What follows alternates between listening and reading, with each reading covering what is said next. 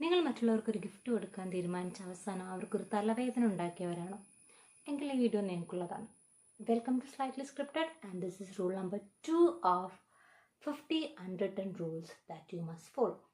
അപ്പോൾ റൂൾ എന്താണല്ലേ, സിമ്പിളാണ്, പറഞ്ഞുതരാം.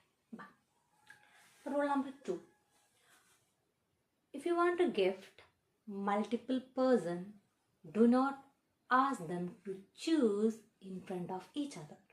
എന്താണ്, നിങ്ങൾക്ക് ഒരാൾക്ക് അല്ലെങ്കിൽ 2 പേർക്ക് ഗിഫ്റ്റ് കൊടുക്കണം. പക്ഷേ നിങ്ങൾ ഒരിക്കലും അവരുടെ മുന്നിൽ വെച്ചിട്ട് നിങ്ങൾക്ക് ഇഷ്ടമുള്ളത് എടുത്തോ എന്ന് പറഞ്ഞിട്ട് അവരെ കൊണ്ട് ചൂസ് ചെയ്യാനൊരു സിറ്റുവേഷൻ ഉണ്ടാക്കാൻ വേണ്ടിയിട്ട് പാടില്ല. നമ്മളിങ്ങനെ നമ്മുടെ ഫ്രണ്ട്സിന് ഇപ്പം കുറച്ച് ഗിഫ്റ്റ്സൊക്കെ വാങ്ങി അവരുടെ മുന്നിൽ ഇങ്ങനെ കൊടുക്കുന്നു, എന്നിട്ട് പറയാം നിങ്ങൾക്ക് ഇഷ്ടമുള്ളത് ഓരോരുത്തർ എടുത്തു എന്ന് പറയുമ്പോൾ നമുക്ക് എന്താ തോന്നുന്നത്, we will be happy.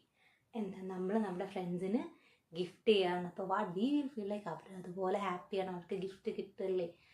But അവർ ആക്ച്വലി ഒരു സോഷ്യൽ എക്സാം എഴുതിക്കൊണ്ടിരിക്കുകയാണ്. അവർക്കൊരു മിനിമം ഒരു പാനിക് അറ്റാക്ക് വരേണ്ട ഒരു സിറ്റുവേഷനിലാണ് നിങ്ങൾ അവരെ കൊണ്ടിട്ടിട്ടുള്ളത്. എപ്പോഴെങ്കിലും ചിന്തിച്ചിട്ടുണ്ടോ? ഒന്ന് ഇവാലുവേറ്റ് ചെയ്യാം. അപ്പം നമ്മളിങ്ങനെ ഗിഫ്റ്റ് കൊടുക്കുന്ന സമയത്ത് 2 പേർക്ക് നമ്മൾ ഗിഫ്റ്റ് കൊടുക്കുന്നു. അപ്പം 2 പേർക്കും ഉള്ളിൽ 2 കോൺഫ്ലിക്റ്റ് വരും. എന്താണ്?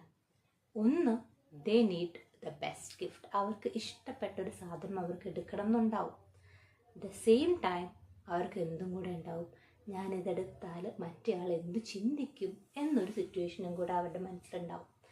അപ്പം 2 പേര് എന്ത് പറയും, നീ എടുത്തു, നീ ആദ്യം എടുക്ക്, നിനക്കിഷ്ടമുള്ളത് എടുത്തിട്ട് എനിക്ക് തന്നു. ഇങ്ങനെ 2 പേരും റിപ്പീറ്റ് ചെയ്തു പറഞ്ഞുകൊണ്ടേയിരിക്കും അല്ലേ. അവസാനം എന്ത് സംഭവിക്കും? അവരുടെ പൊളൈറ്റ്നെസ് ജയിക്കും ആൻഡ് അവരുടെ ഇഷ്ടങ്ങൾ തോൽക്കും അല്ലേ. നിങ്ങൾ ഒരിക്കലും നിങ്ങളുടെ സുഹൃത്തുക്കളെ ഇങ്ങനത്തെ ഒരു സിറ്റുവേഷനിൽ കൊണ്ട് ഇടാതിരിക്കുക. നിങ്ങൾ അവർക്ക് ഗിഫ്റ്റ് കൊടുക്കുന്നത് അവരെ സന്തോഷിപ്പിക്കാനാണ്, അല്ലാതെ അവരെ കൊണ്ട് ലോട്ടറി അടിപ്പിക്കല്ല, അവരെ ബുദ്ധിമുട്ടിപ്പിക്കാനല്ല, അവരുടെ പൊളൈറ്റ്നെസ് ചെക്ക് ചെയ്യാനല്ല അല്ലേ.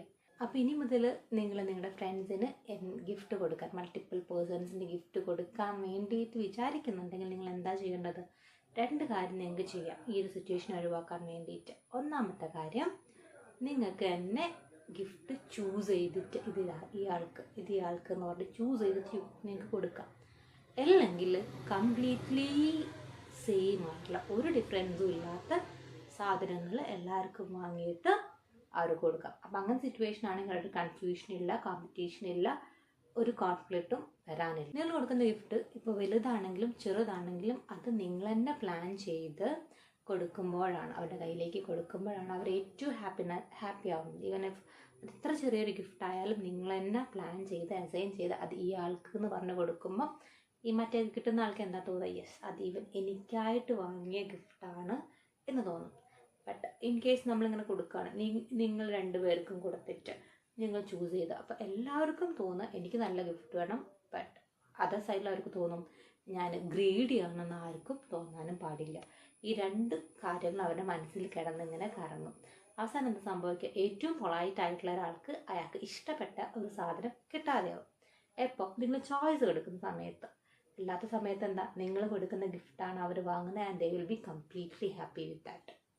അപ്പം ഇനി നിങ്ങൾ നെക്സ്റ്റ് ടൈം ആർക്കെങ്കിലും ഗിഫ്റ്റ് ചെയ്യുന്ന സമയത്ത് ഈ കാര്യം ഒന്ന് മനസ്സിൽ വെച്ചേക്കുക. ആൻഡ് ഇതുപോലെ നിങ്ങളെ ആരെങ്കിലും അല്ലെങ്കിൽ നിങ്ങൾ ആരെങ്കിലും സിറ്റുവേഷനിൽ ഇതുപോലെ എടുത്തിട്ടുണ്ടെങ്കിൽ താഴെ കമൻറ്റ് ചെയ്യുക. ആൻഡ് ഇത് നമ്മുടെ 50 അൺറിട്ടൺ റൂൾ എന്ന് പറഞ്ഞിട്ടൊരു സീരീസാണ്. ഇത് നമ്മൾ ഡിസ്കസ് ചെയ്ത 2ാമത്തെ റൂളാണ്.